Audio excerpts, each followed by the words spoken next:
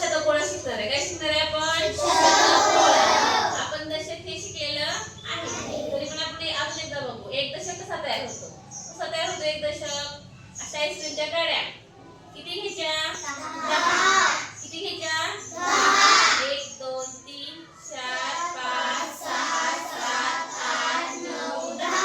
म्हणजे काय आपला तयार होतो हा एक दशक. किती तयार झाला?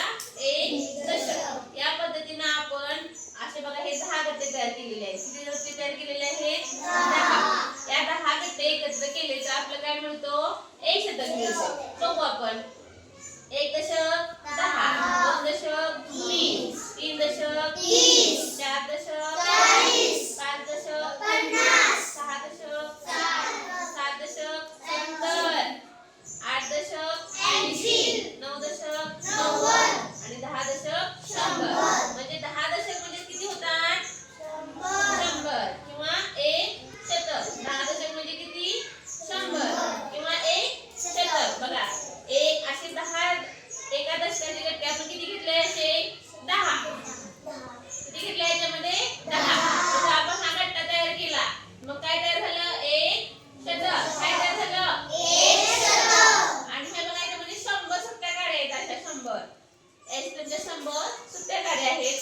त्या 100 सुट्ट्या गाड्या 100 एकक. 100 एकक म्हणजे एक शतक. 100 एकक म्हणजे काय? एक शतक. म्हणजे अशा 100 गाड्या घ्यायच्या त्याला एकत्र करायचं म्हणजे काय? 100 एकक म्हणजे एक शतक. कळलं तुम्हाला हे? काय आहे?